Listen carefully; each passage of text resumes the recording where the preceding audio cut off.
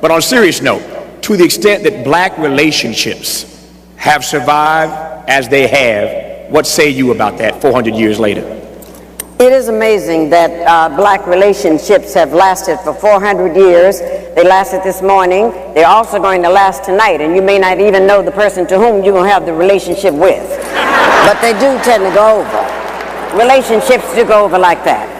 And as we move into what has happened to this, I know that our relationships sometimes really reach a low ebb. That's one of the reasons why we wrote the book, How to Find and Keep a BMW, a Black Man Working. That was spelled out in there. It's just very serious. Because our relationships didn't start yesterday or last week. It also started 400 years ago when those 19 persons were here. And I want you to remember something very important that one of our by any means necessary power brokers told us, and that was Malcolm X. He said, if we can only remember that you didn't land at Plymouth Rock. Plymouth Rock landed on you. And it's very essential that we kind of keep this in place. And knowing that these are the things that happen, then we have to move more to change it. See, we have a system that would not like to see black males and black females together. They would not like to see that happening at all. Because once we come together, they understand the power of the strength of the black woman, the queen of the universe. They know that, her strength. They also know the power of the black male, the warrior. If you would turn him loose, he will protect also his family and things that need to be done. And because they understand that if our relationships are together, then they will lose. But if our relationships are torn up, then we can forever be treated in certain ways by the oppressors. That's why they gave us something called integration, which is nothing but the illusion of inclusion. They gave us this. They actually gave that statement. And when they gave that statement, it meant that they could go right into your homes. They went into the black homes now, the powers that be, and told us that you cannot discipline your children anymore. And if you discipline your children, you will go into jail. It's this kind of thing they told us.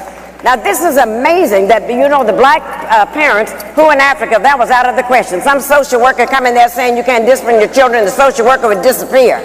As you all know, this kind of thing would go on. You would be sitting in a place like this, and all you had to do was act up and do something wrong, and all your mother had to do was to glance in your direction. Y'all remember that? And you remember that the glance meant, don't let me have to get up and come over there. And every once in a while in the black family, there was a fool who would challenge the glance. And if you could get home over the foot, over the ironing cart, over whatever, you were sent to the backyard to get something off the peach tree. And if you brought something in that was too short,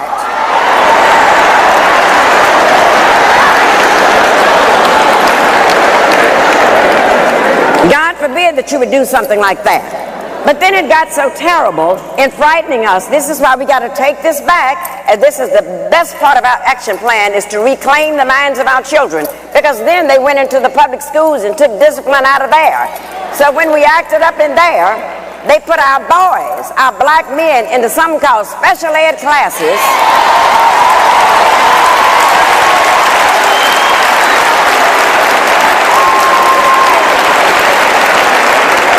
And as you know, those special ed classes are nothing but holding cells until they can go to the state prison.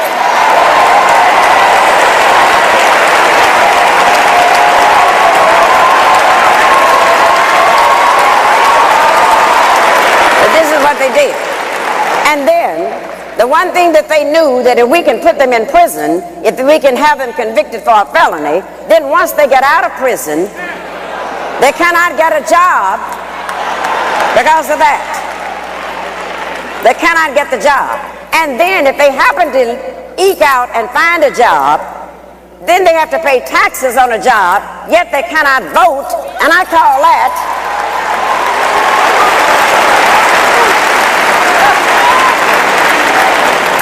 taxation without representation. That's what we're looking at.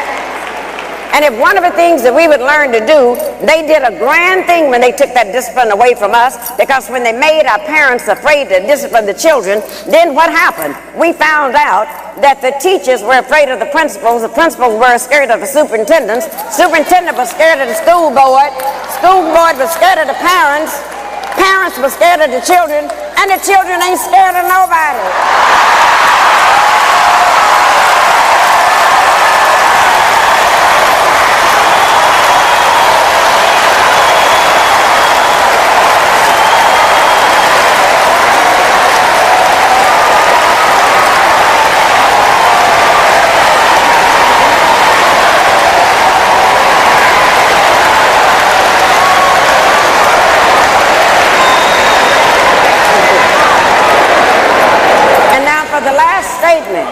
The last statement, the reason why we're so pleased to have the covenant, it makes all of this type foolishness stop. It's going on under Angela Glover in San Francisco. It's all over the country, and they're all saying we finally have a movement where we can take back over the minds of our children. And the first thing we got to take over, the covenant taught us that we do not have to have black leaders anymore. It told us because everyone in this room is empowered to be a black leader. Everyone in this room.